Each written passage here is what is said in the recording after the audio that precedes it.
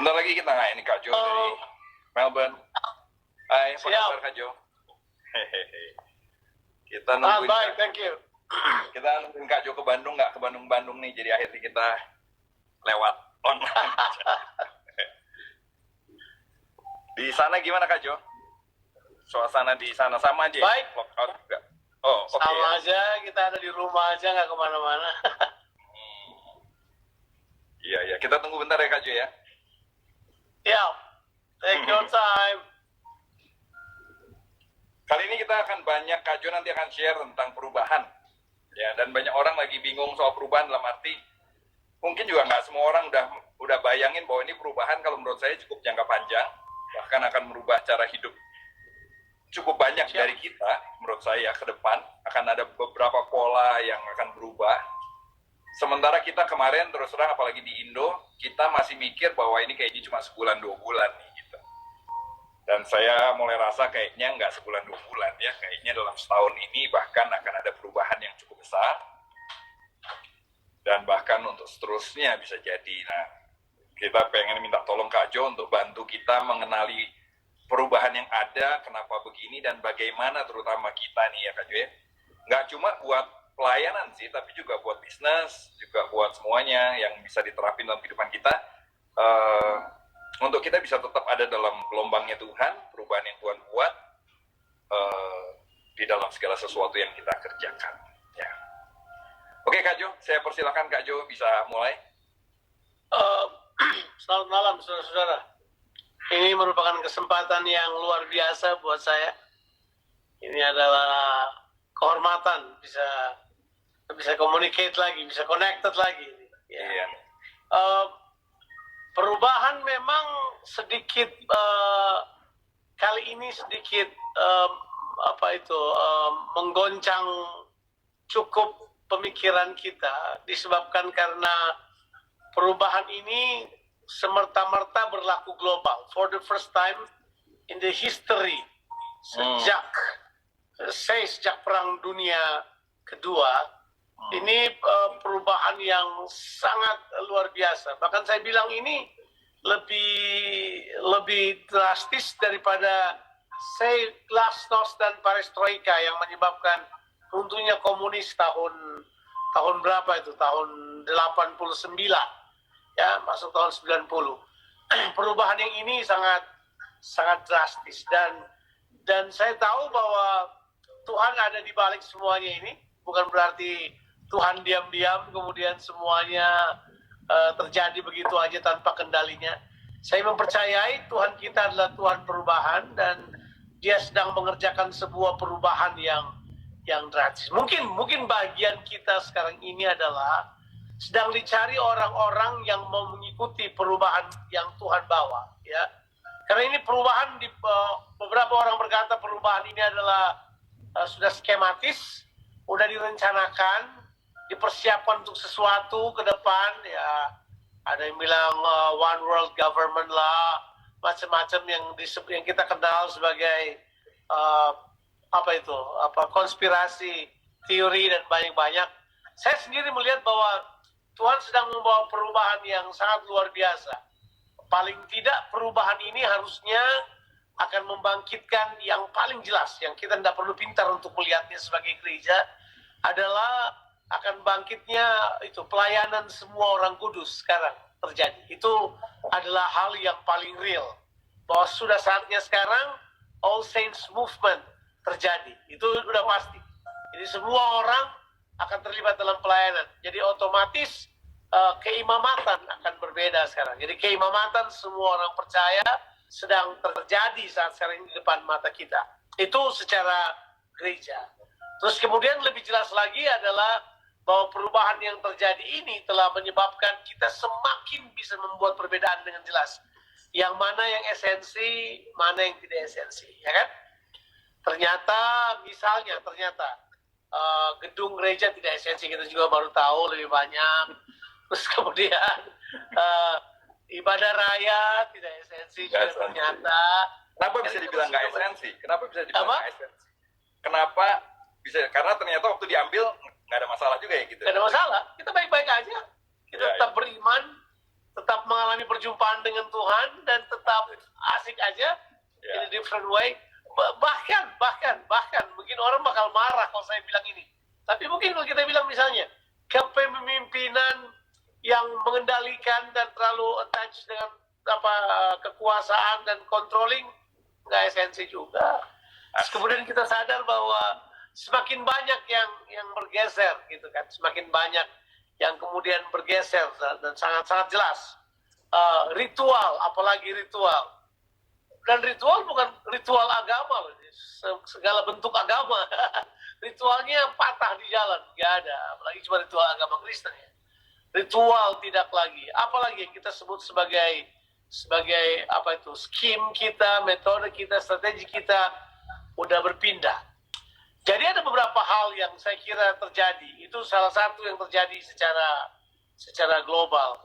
Tapi mungkin cara pikir kita sekarang lebih berpindah, lebih banyak lagi. Jadi yang dulu sifatnya methods jadi itu ya, jadi mindset. Dulu cuma methods.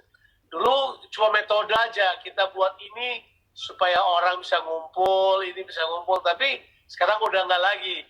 Itu sudah menjadi mindset kita, bahwa mindset kita yang penting orang terhubung dalam kesederhanaan, dalam apa aja kita kemudian terhubung. Nah, sekarang masalahnya adalah kita bakal sangat bergantung pada gadget, kita sangat bergantung kepada alat-alat ya, seperti kita bergantung pada sekarang kita pakai IG misalnya, terus kemudian kita bergantung pada Zoom misalnya, kita bergantung pada semua yang seperti itu.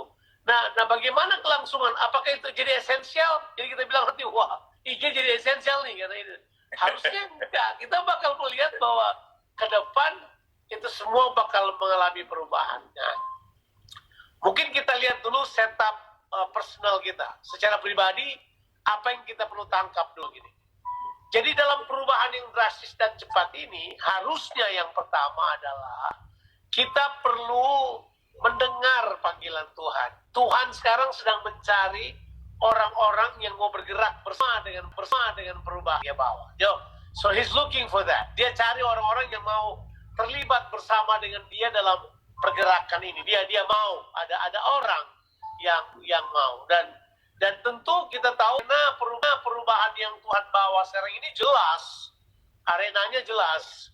COVID-19 itu arena. Di mana COVID-19 ini melululantahkan seluruhnya.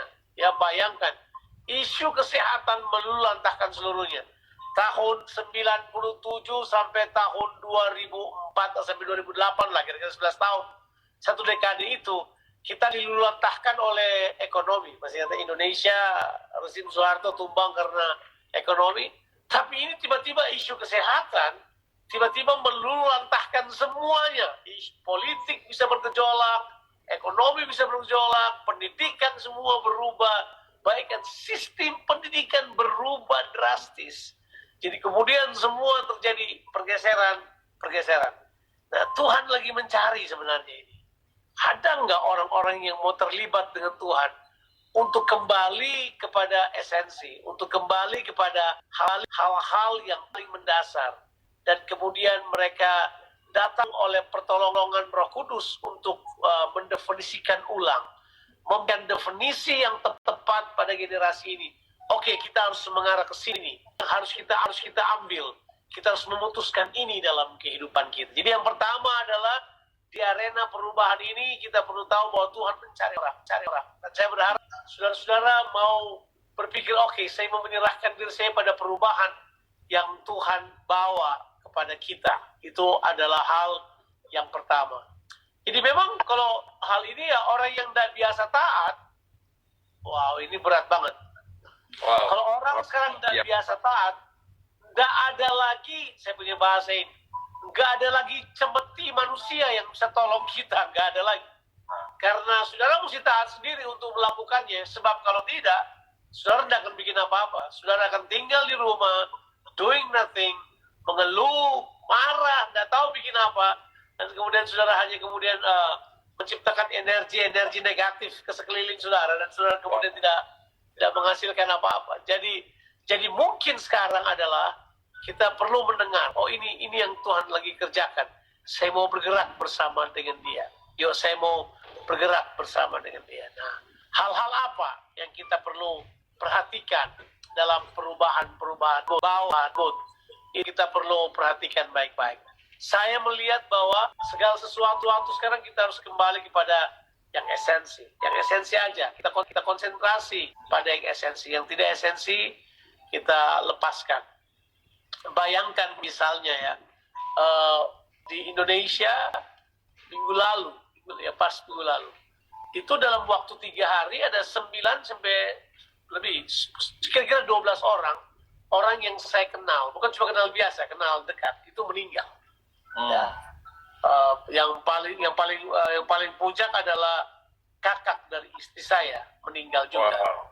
Terus kita nggak bisa bikin apa-apa. Ya, saya kemudian bicara sama istri saya, wow, kita nggak bisa kunjungin, gimana caranya? Saya dengan anak-anak sementara kita duduk lagi menangis, lagi nggak tahu bikin apa-apa. Terus saya bilang ini, we supposed to be in the airport now. Kita sekarang kayaknya udah harusnya di airport dan terbang, tapi sekarang kita nggak bisa buat itu.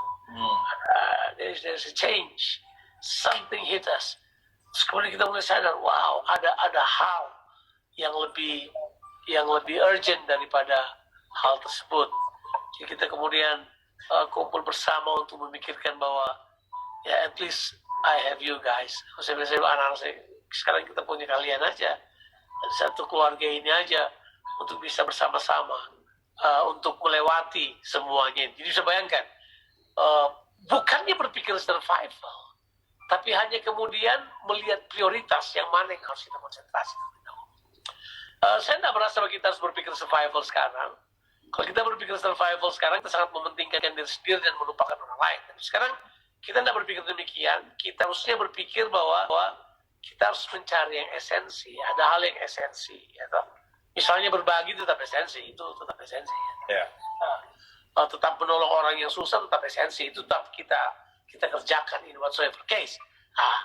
Akan tetapi kita harus coba lihat dulu mana yang paling esensi buat kita, keluarga kita, yaitu spiritualitas kita itu esensi, karakter kita di dalam Kristus itu esensi. Yuk work out yang itu, kesehatan tubuh kita, jasmani kita itu esensi. Work out itu, perbaiki hal tersebut. Kalau kita sudah mulai konsentrasi di hal esensi ini, yang lain kemudian kita jadi lebih baik. Jadi menurut saya, perubahan ini telah memberikan kepada kita sebuah perhatian pada skala prioritas. Jadi kita kemudian mulai membuat prioritas dalam kehidupan ini. Jadi ini seperti sebuah setback, tapi dia bukan setback biasa. Dia seperti anak panah gitu yang mau dilepaskan. Dia seperti ditarik ke belakang sebentar. Kita mempersiapkan pijakan-pijakan kita untuk melesat melangkah ke depan ketika Tuhan memberikan waktu yang tepat buat kita. So this is the time kita seperti agak mundur sedikit, seperti reset, ya. Kita di reset ulang untuk kemudian bisa menjadi lebih baik lagi. Itu saya kira hal yang sementara ini paling mendasar yang kita perlu pikirkan. Nah, sekarang ini gereja kayaknya perlu menangkap berita ini supaya tidak berpikir hanya isu teologi, tapi lebih kepada isu yang kita sebut sebagai isu-isu global yang memang Alkitab sudah katakan kepada kita, cuma kita aja yang nggak mau sentuh hal tersebut dan kemudian berani untuk bersuara dalam daerah-daerah itu sekarang sedang terjadi. Saya kira itu dulu. Siap. Oke, misalnya isu-isu global gimana tadi maksudnya, Kak Jo? Misalnya isu-isu global yang sedang terjadi saat sekarang ini ya, di mana untuk pertama kali seluruh dunia bisa dirumahkan tuh 197 negara yang kena ini tiba-tiba dirumahin semua. It's one go. It's one dot command sekarang. Satu titik komando yang berkata, bang, rumahkan semua orang. Bayangin. Nah, orang banyak mikir kan gini, ini kok Tuhan gak hadir ya? Tuhan kok gak nyata? Tapi kalau Kak Jo malah lihat ini tangan Tuhan. Ya. Saya melihatnya ini Tuhan. Ini Tuhan ya? Saya melihat ini Tuhan. Jadi Tuhan sedang mendesak kita untuk masuk dalam sebuah perubahan. Tuhan sedang menarik perhatian kita gitu ya? Nah, saya kira begitu. Di Alkitab beberapa kali Tuhan sudah lakukan itu untuk membawa sesuatu yang akhirnya jauh lebih baik ya. Jelas. Jelas. Nah, untuk kita bisa ada di dalamnya tuh tadi Kak Ju bilang kita harus punya hati yang taat. Kira-kira gitu ya. Kira-kira gimana? Kan gini, banyak orang untuk tahu kadang-kadang gini, antara ini saya takut, saya khawatir, atau ini bisa mengenali Tuhan tuh kira-kira praktisnya gimana Kak Ju? Saya kira dalam situasi kayak begini, kalau saya gampang banget mengenali Tuhan. Sebab ini menurut saya, begitu saya tidak berdaya, saya mudah sekali tahu bahwa itu Tuhan. Karena mudah banget. Saya tidak perlu pintar untuk berkata, this should be God. Karena tiba-tiba kita nggak ada daya sama sekali. Semua tiba-tiba seluruh dunia nggak berdaya gitu ya. Kita tidak berdaya, kita tidak berdaya. Siapa ini? Orang bilang, oh ini konspirasi teori lah, one world government lah, antichrist lah, 666 lah, apalah. Nah, mereka punya semua konspirasi teori. But saya melihatnya ini sebagai Tuhan sedang berbicara pada kita. Kalau Tuhan sedang berbicara, terus apa yang harus kita lakukan untuk kita belajar menangkap suara Tuhan sekarang? Coba lihat apa yang terjadi sekarang. Tidak ada kesibukan dalam kehidupan kita selain sibuk mikirin Tuhan sekarang ini. Coba ada pemikiran yang lainnya. Nah, kita di rumah sekarang mau bikin apa coba? Atau tadi tenggelam dalam negatif ya? Oh, itu bisa banget. Itu pilihan. Itu pilihan prioritas kan. Seperti saya bilang, begitu saya riset apa yang harus saya buat.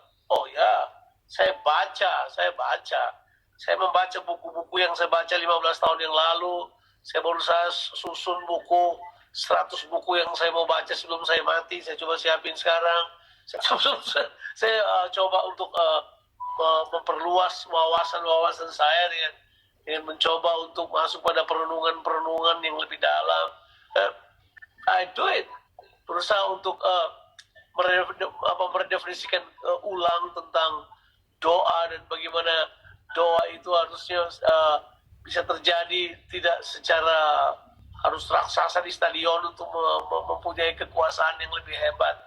Kita bisa berdoa bersama-sama dengan pemahaman yang lebih, mulai berdoa bukan berdasarkan kebutuhan tapi berdasarkan kerajaan, ya, kingdom prayer dan bukan need prayer. Ya, yang kayak gitu-gitu tuh kita mulai berpindah dan kalau orang tanya pada saya, siapa yang buat itu ya? Sekarang saya tua. Dan orang tanya buat saya, keadaan rohani saya jauh lebih baik sekarang dibanding yang dulu beberapa waktu yang lalu. Ada kesadaran yang tadinya tidak saya miliki, sekarang mulai muncul. Ya. Coba. Buat beberapa orang kenapa masih susah Kak Jo untuk mengenali apa yang Tuhan mau untuk ke depan? Apa penghalang kita ini? Apa masalah kita sebetulnya? Rasanya begini. Ini menurut saya. Ini cuma karena mentalitas saja. Kita terbiasa kalau ada sesuatu yang terjadi ada substitusi buat kita. Kita terbiasa bahwa kalau saya hilang satu sebaiknya terganti satu. Kalau saya rugi ini harusnya diganti oleh ini. Kan itu prinsip. Kalau saya berdagang, saya harusnya kalau untung. Kalau nggak untung harusnya balik modal lah. Itu kita sebut substitution spirit. Kita menyebut itu substitusi. Waktu kita kecil, waktu kita punya boneka rusak, kemudian kita sedih banget, orang tua kita substitusi dengan beli boneka yang baru, gitu kan? Nah, tapi seharusnya kita tidak demikian. Mau situasi kayak begini bukan substitusi yang dicari. Substitusi itu penggantian dari luar untuk sesuatu yang menjadi fasilitas buat kita. Tapi yang Tuhan cari bukan substitusi, Tuhan cari transformasi. Bahwa saya transform menjadi satu pribadi yang bisa menyatakan kehendak Allah di tengah-tengah badai. Saya bisa menjadi satu pribadi yang bisa berdiri di tengah-tengah kesulitan ini dan menyatakan kasih Tuhan misalnya. Jadi, I move from substitution to transformation. Saya tidak berpikir, saya tidak perlu pengganti lagi. Ini boleh tetap seperti ini, tapi saya akan tetap bersemangat. Saya akan, saya pakai bahasa terus, saya akan berubah menjadi sesuatu yang jadi lain. Saya tidak perlu tenggelam dengan keadaan ini. Saya harus berpikir yang lain. Orang tanya, kamu bikin apa sekarang? Oh, saya mempersiapkan khotbah-khotbah yang luar biasa sekarang ini. Saya mempersiapkan hal-hal yang powerful. saya sedang latihan untuk ini, saya belajar masak, saya bikin ini, saya bikin itu, saya bikin apa saja mempersiapkan diri saya untuk ke depan. Bahkan saya bilang, kalau saudara kehilangan pekerjaan sekarang, saudara mau kerjakan apa sekarang? Nah, persiapan hal tersebut sekarang. Saudara harus punya inisiatif dan antisipatif. Begitu pintu terbuka, saudara sudah siap di situ. Dan saya pikir, kita tidak perlu berpikir negatif mengenai hal tersebut. Nah, saya yang selalu menunggu substitusi terhadap kerugian kita kepada situasi ini, harusnya kita tidak berpikir demikian. Sekarang saatnya di masa kayak begini, you need to be transformed. Kita perlu diubahkan begitu rupa supaya kita tidak peduli kehilangan kita. Ini bahasa Alkitab itu di Yohanes 16. Kalau baca ayat 17, 18, 19 dan seterusnya, yang menceritakan tentang Yesus yang bilang begini, kalau wanita mau bersalin itu sakitnya minta ampun, tapi dia akan melahirkan seorang anak. Nah, waktu anaknya lahir, itu sukacita.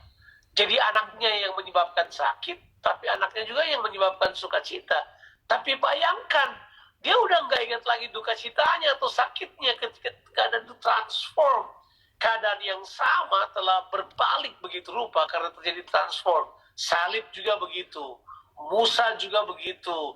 Yusuf juga begitu. Daud juga begitu. Itu mereka adalah orang-orang yang menghadapi hal-hal yang tidak berpikir substitusi. Mereka berpikir transformasi. Mereka harus berdiri kemudian berubah pada situasi itu. Nah, mungkin karena kita selalu didinamobokan dengan substitusi. Jadi ya karena permainan kita hilang, kita nangis-nangis diganti. Jadi kemudian kita pikir somebody else will fix my problem anytime. Orang lain, nanti kalau kita gini orang lain tolong kita, jadi kita bakal oke. Kita dimanjakan oleh hal tersebut. Nah, saya kira dengan perubahan ini, bagi beberapa orang ini reset, bagi beberapa orang ini adalah maturity ways, ini adalah jalan kedewasaan. Bagi beberapa orang ini adalah, menurut saya adalah hataman pola pikir yang berat untuk kita kembali berpikir seperti cara berpikir Tuhan ya. Kalau kita selalu berpikir nggak mau rugi, kita selalu berpikir kita ini punya saya, itu yang akan membuat kejadian ini mematahkan kita ya. Sudah Tapi pasti. Kalau kita mau ikut dalam gelombang Tuhan, maka kita mesti belajar mulai melatih diri kita. Fokus kita adalah bagaimana kita bisa tetap menyatakan kasih Tuhan. Waktu kita bisa terus mau menyatakan kasih Tuhan, baik lewat pekerjaan kita, lewat pelayanan kita, lewat apapun juga, kita akan dibawa Tuhan menemukan bentuk-bentuk baru. Siap, saya setuju. Menemukan cara-cara baru untuk kita, bagaimana kita bisa menyatakan kehendak Tuhan dengan lebih lagi. Kak Jo juga share bagaimana Paulus diizinkan sakit, dan lewat sakitnya justru dia bisa ketemu Galatia. Jemaat Galatia. Dia menyatakan kehendak Tuhan di Galatia. Jadi kadang-kadang jangan terlalu berpikir negatif dengan hal-hal yang terjadi sekarang. Coba lihat, Tuhan mungkin sedang mengarahkan kita. Termasuk misalnya kita nggak bisa online, nggak harus semua jadi ahli online sih ya. Nggak harus. Nggak harus ya. Jadi bukan berarti kita sedang diarahkan untuk online semua. Tapi coba mulai memikirkan kira-kira apa yang Tuhan mau kita kerjakan dalam hidup kita ini. Waktu segala sesuatu yang tidak substansi diambil, jangan terjebak lagi dalam hal itu. Tapi temukan hal yang esensi dalam hidup kita, panggilan yang tertinggi, tujuan yang tertinggi, dan coba mulai berpikir setelah ini apa yang kita mau lakukan. Ya, antisipatif. Setelah ini kita mempersiapkan diri untuk itu gitu ya. Siap. Okay. By the way, teman-teman boleh nanya juga ya di tempat yang ada tanda tanya itu, boleh tanya, nanti saya akan coba sampaikan sebisa saya, kira-kira begitu ya. Nah, jadi penghalang kita adalah, tadi kalau saya tangkap, penghalang kita mengenali kehendak Tuhan adalah karena kita berpikir hanya diri sendiri. Jadi kita terpukul dengan kerugian, kita terpukul dengan kehilangan. Itu penghalang kita untuk mengenali rencana Tuhan di balik ini semua. Tapi waktu kita bisa mengenali bahwa ini bukan penghalang untuk kita tetap menyatakan kemuliaan Tuhan, justru ini sedang, rencana Allah sedang menuntun kita ke arah tertentu. Kita bisa belajar mengenali apa yang Tuhan mau. Ya. Ciri-cirinya apa yang Tuhan mau itu apa? Hal esensial yang kita bisa tahu bahwa ini arah yang benar nih. Ciri yang pertama adalah lihat saja apa yang dikatakan oleh Alkitab di dalam kitab Yakobus pasalnya yang ketiga, ayatnya yang ke-17. Kita tidak perlu pintar untuk tahu hal tersebut. Walaupun saya harus bilang bahwa salah satu ciri yang lain adalah bisa terjadi oposisi juga, tantangan-tantangan. Tapi kalau mau lihat ciri-ciri yang sangat jadi virtue buat kita, itu hikmat dari atas. Kalau Tuhan mengerjakan sesuatu ada murni, ada pemurnian biasanya. Karena hikmat dari atas pertama-tama murni, ya, dan seterusnya. Coba kita baca aja, saya lihat aja buat kita sekalian ayat tersebut, karena itu tiba-tiba muncul di kepala saya, tapi itu penting buat kita. Yakobus pasalnya yang ketiga, coba kita lihat dulu ayatnya yang ke-17. Tapi hikmat yang dari atas adalah pertama-tama murni, selanjutnya pendamai, peramah, penurut atau taat, penuh belas kasihan, dan buah-buah yang baik, tidak memihak, tidak munafik, dan buah yang terdiri dari kebenaran, tidak dalam damai untuk yang mengadakan damai. Nah, itu semua kan the ways, cara-cara yang Tuhan bilang. Jadi kalau mau lihat bagaimana Tuhan bekerja, lihat aja ini. Itu dengan jelas kita bisa melihatnya. Dalam dunia bisnis, dalam dunia apa aja, kita bisa melihat bahwa ini merupakan tanda. Kalau ada ciri-ciri kayak gini yang muncul, ini hikmat dari atas. Kalau hikmat dari setan-setan itu mementingkan diri sendiri, memegahkan diri, berdusta melawan kebenaran. Nah, itu ada di atas, kita bisa baca di atas. Jadi kemudian kita paham sekali bahwa sebenarnya dalam firman Tuhan, Tuhan sudah memberikan pilihan-pilihan buat kita dari awal, ya kan? Dari awal Tuhan melatih kita memilih yang mana, ya. Benar kata Alkitab.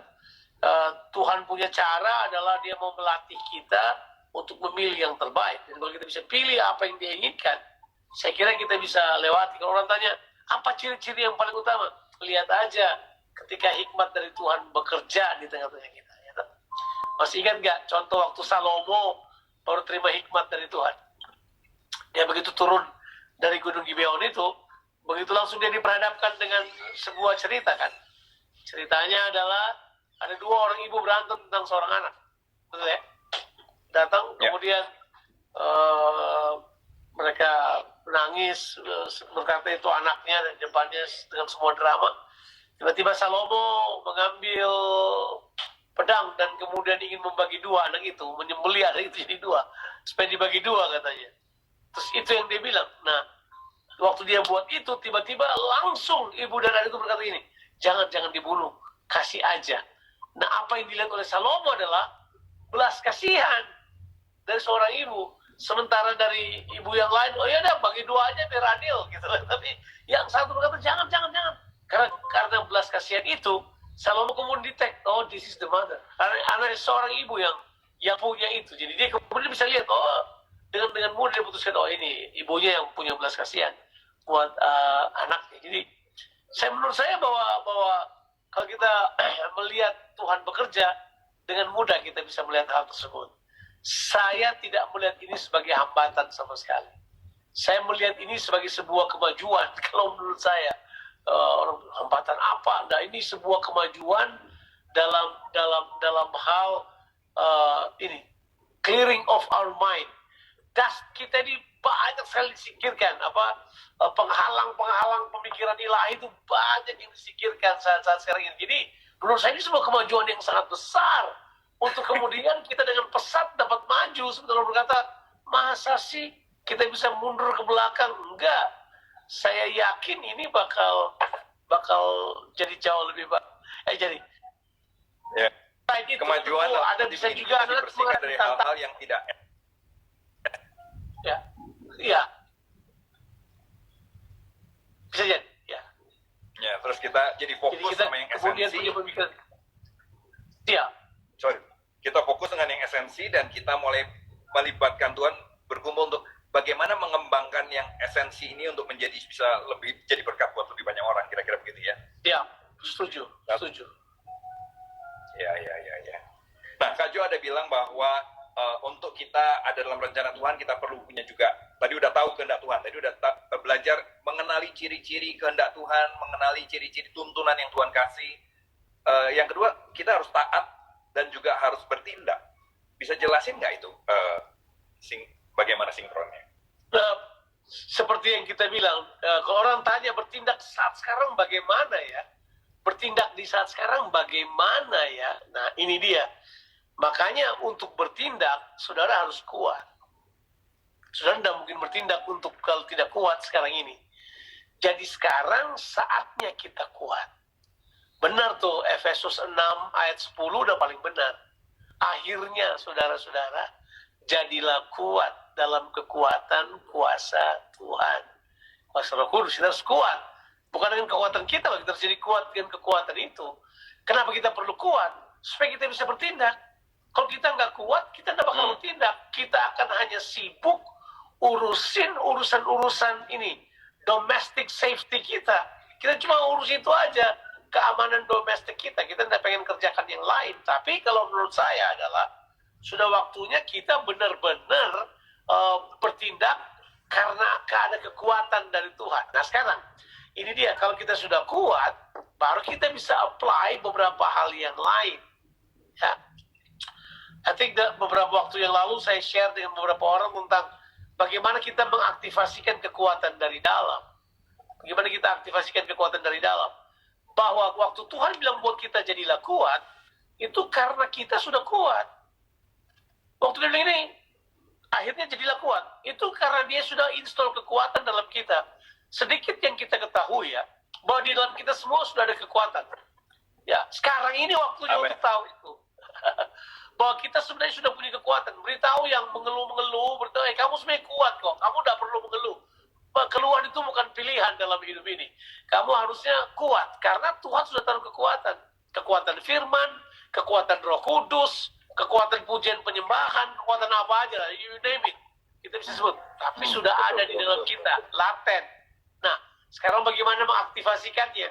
Nah, disinilah dalam kondisi kayak sekarang, kita harus mengaktifasikan kekuatan itu lewat dua hal. Lewat doa dan berpikir. Itu yang ditulis di Efesus 3 ayat yang ke-20. Kan? Bagi dia yang sanggup melakukan lebih jauh lebih besar dari apa yang kita doakan. Dan jadi menurut saya, untuk konteks mengaktifasi kekuatan, berdoa dan berpikir itu equal. Jadi prayer equals thinking. Itu dua hal yang perlu. Jangan berpikir bahwa doa bertentangan sama pemikiran, enggak. Sekarang yang terjadi adalah doa equal, sama dengan berpikir untuk mengaktifasikan kekuatan dari dalam. Kalau kekuatan sudah ada dari dalam, maka kita akan bertindak. Kalau menurut saya, sekarang saat yang terbaik kita telepon teman-teman kita, tanya apa kabar. Tahu nggak di saya punya kelompok pemuritan sekarang ini di mana-mana. Mereka udah bikin komunitas lewat WhatsApp aja. Satu orang punya 3 teman, itu udah jadi komunitas mereka. Mereka udah sharing apa aja. Sebab sekarang lu bisa sharing apa aja dan orang bisa terima. Udah sekarang ini. Sekarang mau sharing, tanya dia takut apa enggak, minta tolong didoain, dia pasti mau. Apa aja sekarang cobanya. Jadi sekarang model pemuritan via online yang berempat, berdelapan, aduh itu cepat banget. Jadi sekarang mereka dengan cepat buat itu. Ajak mereka. Ada tindakan-tindakan yang kita bisa buat. Dan tindakan-tindakan itu adalah tindakan-tindakan yang menurut saya adalah next step dalam perjalanan kerohanian kita. Itu hal yang luar biasa. Untuk pertama kali mereka kemudian bisa berdoa. Ada satu teman saya berkata ini, saya sudah kayak imam besar aja. Saya doain tiap orang yang saya ketemu di WhatsApp, kita WhatsApp call, saya doain mereka. Dan mereka terima loh doa saya. Padahal mereka agamanya lain. Nah, kemudian saya mulai berpikir bahwa, hey, kalau kita kuat, kemudian kita punya dua tadi itu, inisiatif dan antisipatif untuk mengerjakan perkara-perkara itu, kita pasti bertindak. Nah, tindakan-tindakan ini, Paulus, dia bilang Roh Kudus menghadang dia itu karena dia sakit kan. Ya. Dia pergi ke Galatia, tapi coba baca perjalanannya dia. Minta. Ini kalau mau baca, teman-teman kalau mau baca di Kisah Rasul 16 ayat 4 sampai 7 ya, dan 15 juga. Oke, silakan lanjut ke kajian. Ya. Jadi menurut saya untuk bertindak itu kita perlu jadi kuat terlebih dahulu. Kemudian tadi kan Rasul Paulus lewat sakit dulu tadi gimana? Kak Jo tadi, sorry. Ya. Itu bukan cuma sakit loh Rasul Paulus. Dia bukan cuma sakit badan. Coba lihat di sebelumnya. dia Tuhan waktu mau, ini perubahan paling besar. Ini the first church split. Ini pertama kali. Ya. Dia harus berpisah dengan Barnabas. Ya. Jadi goncangan ini bisa saja melepaskan kita dari apa itu? Saya bisa bilang ini, wrong ties. Ikatan-ikatan ini nggak perlu bisa lepas aja. Ini terjadi yang seperti itu, bahwa ikatan-ikatan yang membelenggu itu terlepas. Padahal ikatannya baik loh. So, kita kan tahu prinsip itu, bahwa penghalang untuk mencapai yang terbaik adalah hal-hal yang baik saja yang kita kerjakan. Jadi ada saatnya waktu Tuhan intervensi, dia bilang begini, enggak, kamu harus menjadi yang terbaik dalam kehidupanmu. Dan ini terjadi, perubahan ini terjadi. Paulus putus hubungan sama Barnabas. Barnabas itu apanya Paulus? Kayak bapak rohaninya Paulus. Bapak rohani. Itu seperti orang yang mempercayai Paulus ketika semua jemaat menolak dia sebagai penganiaya dan pembunuh jemaat Tuhan. Bisa dibayangkan. Dia yang panggil Paulus datang ke Antioquia, kemudian menjadi pengajar situ, diutus bersama, mereka keluar bersama, jadi rasul bersama. Jadi bisa dibayangkan betapa dekatnya hubungan mereka. Tapi mereka harus berpisah. Bayangkan, dalam kondisi berpisah itu, dia berjalan dengan Silas. Dan dia lewati oposisi, lewati banyak hal. Udah sakit, dapat oposisi, masuk ke dalam penjara. Nah, bisa baca ceritanya itu tentunya di 1 Korintus pasal 9. But anyhow, dia bisa keluar dengan kekuatan. Jadi semua hal-hal baru yang dia hadapi, semuanya baru loh. Bayangkan, budaya baru Roma, dia masuk barat itu, Eropa, dia hadapi, dia lewati, dan itu betul-betul untuk seorang Paulus yang dilatih sebagai sekte Farisi dan beraliran Puritan, itu sangat berat buat dia. Tapi dia pergi juga.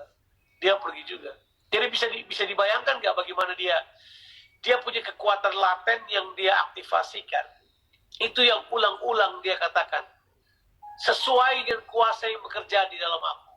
Berdoalah dan berpikirlah sesuai untuk melepaskan kuasa yang ada di dalam kamu. Jadi berkali-kali dia ulang-ulang hal tersebut. Saya baca ini Paulus ini. Dia pasti punya kekuatan di dalam dia yang orang mungkin pandang enteng, tapi dia kemudian bisa aktifasikan itu keluar, yang membuat dia menjadi one of the best pioneer ever dalam sejarah misi dunia. Bawa Injil ke Eropa sampai berkembang seperti hari ini, itu lewat perpisahan dengan bapak rohaninya. Siap. Sesuatu yang pasti cukup melukai. Yang kedua lewat sakitnya ya. Siap.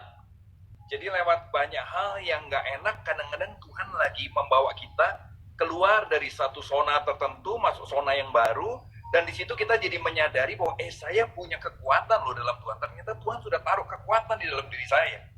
Saya bukan cuma sekedar pengikut, saya bukan sekedar cuma jemaat, saya bukan cuma sekedar pengisi kegiatan di hari Minggu, tapi ada sesuatu yang luar biasa di dalam saya, dan waktu itu saya aktivasi, itu jadi itu taat, kuat dan bertindak. Ya, jadilah kuat dan bertindak dalam Tuhan. Dan saya percaya setiap kita sudah punya itu. Tinggal kita menyadari kekuatan yang Tuhan sudah kasih, dan ayo bertindak. Karena ini masa yang luar biasa untuk kita bisa bertindak. Wow. Aduh, keren. Iya. Nah, saya akan lihat pertanyaan-pertanyaan dari teman-teman, tapi sebelumnya kalau sampai kita ikutin sebuah apa yang kita yakini tuntunan Tuhan, terus salah, gimana Kak Jo? Ternyata ulang, balik aja. Oke, asik. Balik aja, kalau salah balik saja, nggak usah panik, nggak usah repot. Kita bisa salah. Dan untuk kembali adalah hal yang penting buat kita. Menurut saya, kalau ini prinsip dengan apa yang terjadi sekarang ya. Menurut saya apa yang terjadi sekarang itu sebenarnya, menurut saya, it's a birth pang. Saya bilang birth pang. Birth pang apa tuh? Kalau orang mau melahirkan tuh ada tanda kan, dia mulai rasa sakit kan. Itu seperti tanda bahwa dia mau melahirkan itu. Itu dibilang birth pang, rasa sakit itu. Apa sih namanya? Ada istilahnya itu. Kalau bahasa Indonesia saya nggak terlalu tahu. Ya seperti mau keluar. Tapi kan udah pasti anaknya pasti keluar, itu udah mungkin salah. Anaknya pasti akan lahir new life, akan lahir new person, akan lahir seseorang yang baru. Nah, saya lagi tunggu ini gereja bakal lahirkan apa keluar dari ini semuanya nih. Ini akan Ya. ada sesuatu yang muncul. Ada sesuatu yang muncul, sebuah ministry yang baru kah? Sebuah pola pikir yang baru kah? Sebuah budaya yang baru kah? Ada seperti sebuah proses persalinan lah, kira-kira kayak begitu. Jadi waktu kita dalam kondisi yang itu, bang, mengeluarkan sesuatu. Antara rasa sakit dan sukacita itu bercampur jadi satu, dan itu akan menghasilkan sesuatu yang powerful. Jadi menurut saya, don't worry, kita akan sama-sama melihat kelahiran satu generasi baru. Kita akan melihat satu kelahiran daripada sebuah, saya punya bahasa, sebuah bentuk dan struktur yang baru dari gereja Tuhan yang luar biasa. Saya bisa memimpikan sesuatu yang luar biasa terjadi di depan mata Ya. saya. Saya berharap bahwa ke depan kita dalam pelayanan kita bisa membangun sesuatu yang kalau ini terjadi lagi sama sekali nggak goyang gitu kan, sama sekali nggak terganggu, sama sekali kebaktian minggu nggak ada, kita tetap jalan dengan powerful, pembinaan tetap berjalan. Seharusnya itu yang kita bangun ke depan. Pelayanan-pelayanan yang kita bangun ke depan adalah pelayanan-pelayanan yang nggak lagi tergantung sama tempat, nggak tergantung sama minggu mau diambil setiap saat, it's okay. Dan kita rasanya kita bisa lintas dunia ini, lintas area yang betul-betul nggak terbatas. Saya lagi membayangkan ini kira-kira akan lahir kelompok-kelompok pemuritan baru di tempat-tempat lain, ya kan? Ada pelayanan-pelayanan baru yang bisa keluar tanpa harus dibatasi dengan apa yang selama ini kita pikir itu membatasi kita. Ternyata enggak. Apa yang selama ini itu membuat kita nggak bisa bergerak, ternyata enggak. Waktu itu diambil, kita bisa bergerak kok. Ya. Begitu juga bisnis, saya berdoa supaya dari kita lahir bisnis-bisnis baru, ide-ide baru yang akan jauh lebih luar biasa, ya kan? Masalah ini akan membuat kita berpikir dan biar Tuhan memimpin kita sampai kita menemukan bisnis-bisnis yang akan melewati batas-batas kita selama ini, melewati limit-limit kita selama ini. Dan waktu itu terjadi, saya harap kita tahu bahwa Tuhan mengizinkan itu sebab Tuhan punya rencana untuk kita memuliakan namanya, gitu ya. Setuju. Bahwa dalam bisnis kita Tuhan punya rencana, bukan sekedar uang, tapi betul-betul ada rencana Allah yang luar biasa. Amen. Nah, Kak Jo, dari teman-teman ada pertanyaan gini, kenapa sih tapi kok Tuhan izinkan ini terjadi? Kan buat beberapa sih nggak enak ya. Kenapa kok harus begini caranya?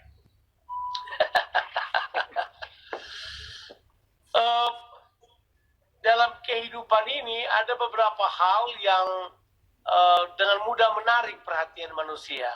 Kenyamanan tidak. Dan yang paling gampang menarik perhatian manusia adalah sesuatu yang menjadi threat, menjadi ancaman.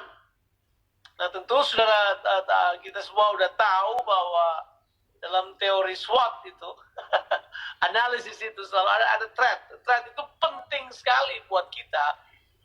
Ancaman itu adalah untuk menarik perhatian, sebenarnya nggak ada tujuan lain. Itu adalah cara terbaik untuk menarik perhatian manusia, adalah ketika sesuatu yang berurusan dengan kenyamanan, harga diri, nyawa, itu kemudian akan segera menarik perhatian. Nah, itu cara yang dipakai. Kenapa harus begitu? Memang begitu manusia. Manusia yang jatuh dalam dosa adalah manusia yang perlu ancaman untuk menarik perhatian mereka. Ya. Karena begitu kerasnya kita ya, begitu. Ya. Wow, begitu sulitnya Tuhan bicara sama kita. Sometimes Tuhan harus pakai, sama seperti cerita jemaat di Yerusalem dianiaya untuk membuat mereka menyebar kemana-mana. Ya. Setuju. Yang sama Tuhan izinkan mungkin terjadi supaya diingatkan bahwa kita nggak hidup untuk diri kita sendiri, kita nggak hidup untuk mencari zona nyaman, tapi kita hidup untuk rencana Tuhan dalam segala sesuatunya. Tuhan nggak mau kita cuma sampai di sini, Tuhan mau kita lebih lagi, dan kekuatan itu sudah Tuhan taruh dalam kita. Setuju. Nah, beberapa malah jadi kecewa, tidak percaya, curiga sama Tuhan lewat kejadian ini. Pesan Kak Jo apa buat kita yang begitu nih? Apa yang membuat kita curiga pada Tuhan itu menurut saya adalah lahir dari ketidakpengertianan kita terhadap apa yang Tuhan sedang bawa di tengah-tengah kita, bukan? Ya, sekali lagi, misalnya membaca ayat ini, Ibrani 12 ayat 25, ayat yang udah biasa kita tahu. Saya ingat saya khotbahkan ini akhir tahun lalu di jemaat kita, dan selama satu bulan itu, selama bulan Januari saya khotbahkan ini. Sampai ini terjadi, Bang Jo, saya juga nggak tahu kenapa saya khotbahin. Tapi prinsipnya pada waktu itu saya bilang buat mereka, God is speaking. Kalau Tuhan berbicara, bagaimana dengan kita? Jawabannya begini, are you listening? Apakah kamu mendengarkan apa yang Tuhan sedang katakan?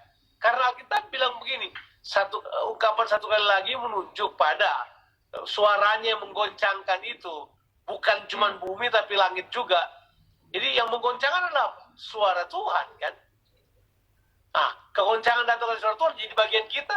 Coba dengarkan apa yang dia sedang katakan buat kita. Ya, itu.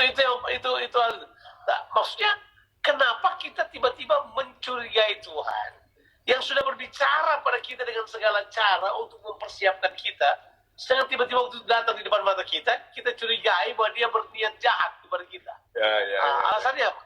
Saya rasa itu adalah suara kenyamanan kita, suara di bagian daging kita yang udah terelus-elus lama, yang tidak mau lagi untuk bergerak lebih maju bersama dengan dia untuk progres. Kita sudah tinggal stagnasi di situ, kita tidak mau lagi untuk maju ke depan, padahal dia masih punya rencana yang sangat banyak.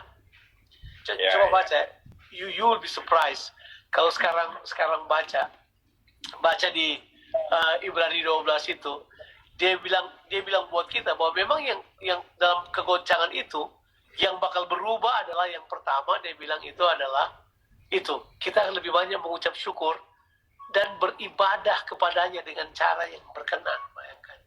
Jadi menurut saya ini kita lagi dimurnikan ibadahnya loh ini. Ya kan? Sebenarnya kalau dilihat ya. Jadi yang terbaik dimurnikan adalah ibadahnya. Ya, saya baru perhatikan. Oh iya ya. Jadi kegoncangan ini. Ibrani 12 ayat 28. Iya, 28 ya kan. Jadi yang lagi digoncang ini adalah supaya ibadah kita jadi lebih bagus. Saya berkali-kali katakan kepada kita punya murid-murid di komunitas ini, saya bilang gini, saya kangen banget sama kalian. Saya bilang gini, saya lagi berpikir, apa dulu saya kurang menghargai pertemuan-pertemuan kita kali ya. Sekarang kayaknya saya berkata bahwa saya rindu banget, saya kangen banget bersekutu dengan kalian dalam model yang seperti itu. Tapi kemudian di belakang kepala saya seperti ada suara yang berkata, next time kalau nggak begini juga kamu akan tetap harusnya bersiap untuk tetap dalam segala musim, kamu harus tersedia untuk mengerjakannya. Saya yakin. Ya.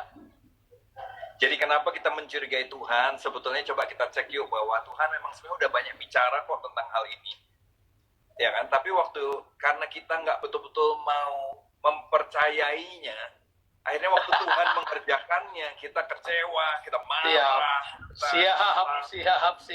Siap. Ya, itu yang simpel terjadi sama kematian lah, betul aja ya. Tuhan bilang kita pasti mati kok, tapi kita nggak percaya kita mati. Gitu. Jadi kita pikir kita bisa hidup selamanya. Waktu terjadi, waktu orang yang kita kasih meninggal, kita kecewa sekali. Kenapa kok Tuhan panggil dia? Loh, padahal memang Tuhan bilang bahwa kita akan nggak selamanya di sini.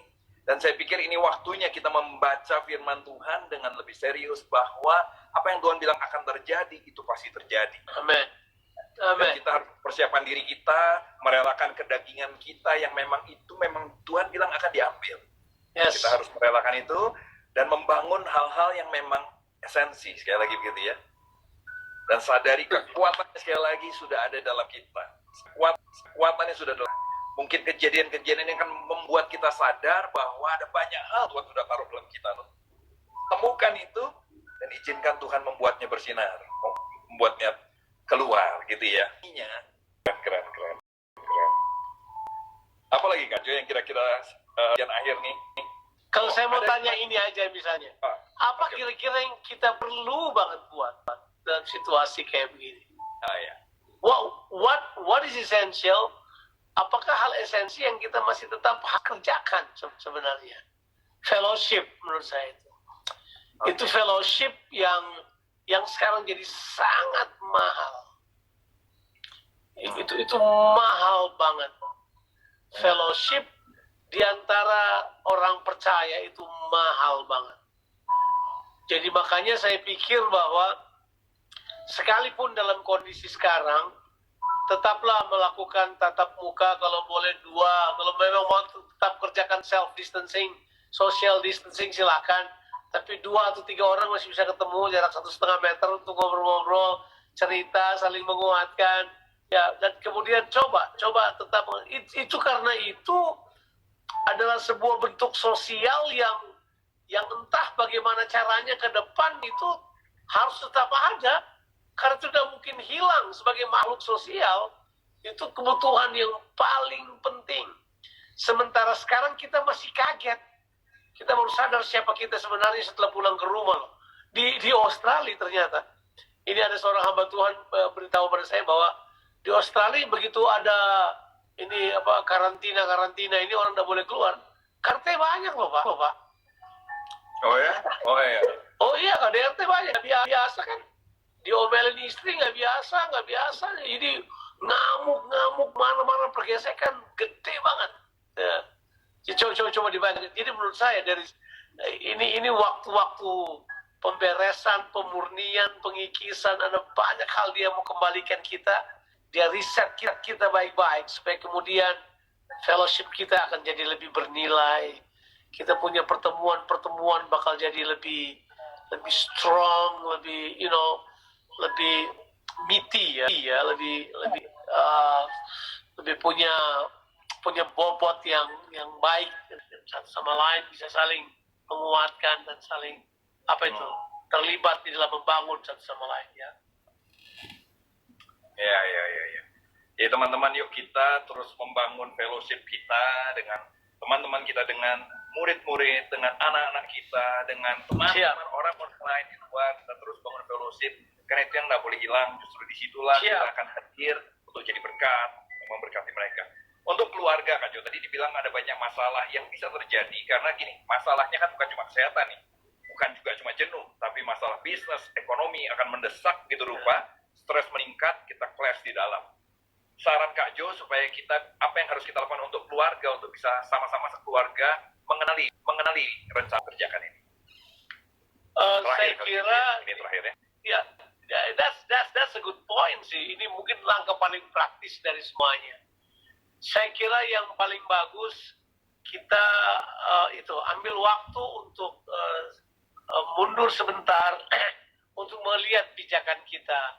Bagaimana karakter saya, bagaimana posisi saya sekarang, siapa saya, identitas saya dengan keluarga saya.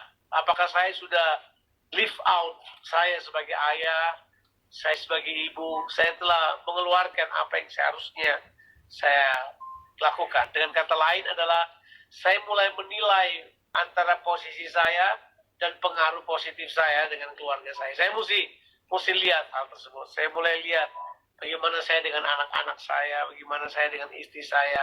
Saya kemudian harus lihat hal tersebut. Nah, ini cara yang paling bagus untuk melihat keadaan kita sebenarnya. Kita bertumbuh dan sejauh mana sih? Ya, bercerminlah dan jujurlah. Iya, ya itu tuh harus. Kita mesti jujur. Di sinilah sebenarnya kita bisa tahu kita ini siapa sebenarnya. Dan kita dipulangkan ke tempat yang kita kira tempat kita bisa terbuka. Bisa jadi kita tidak bisa terbuka di situ. Bisa jadi. Bisa jadi kita tutup juga, kita pakai topeng. Jadi sekarang kita kembali di situ. Kita sedang diberesin dari dalam supaya kita bisa jadi diri kita. Kita lebih bisa bercermin, kita bisa menjadi cermin, kita bisa gampang menyatakan sesuatu. Dan yang paling luar biasa di dalamnya ini, ya, ini saat-saat terbaik untuk melakukan rekonsiliasi. Kesalahan-kesalahan kita minta maaf dari mereka dan memulai sesuatu yang baru. Memulai sebuah hubungan yang lebih berkualitas. Kita tidak apa-apa. Memang kita tidak punya kata jujur. Tentu bunyi kita dong. Bisa dong. Posisi kita di kantor, di tempat bersembunyi kita dari istri kita, anak-anak kita, dengan tanggung jawab kita. Tapi sekarang kita mencoba balik kembali untuk kembali bisa apa itu bisa dengan apa jujur terbuka kepada mereka bahwa hey, this is me. Kita mulai lagi. You cannot escape me. Nah, kita harus sama-sama, nggak mungkin kemana-mana lagi. 24 jam kita bakal ketemu, kita bakal saling seks satu sama lain, dan kita harus kembali.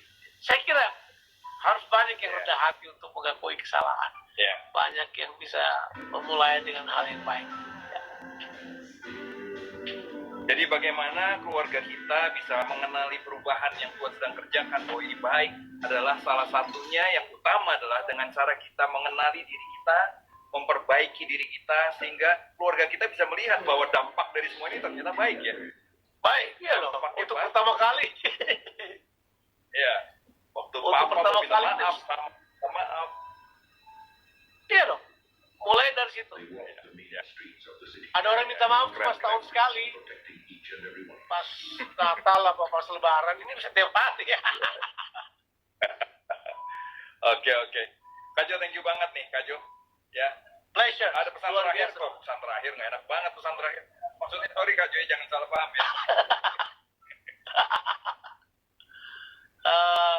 Nggak ada, udah cukup. Udah cukup ya dari tadi.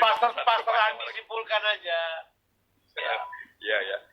Saya pikir hal yang bagus sekali dan kita bisa belajar rekamannya sekali lagi bisa didengar lagi dan saya pikir renungkan baik-baik supaya kita nggak gagal mengenali perubahan yang sedang Tuhan mau kerjakan sama kita.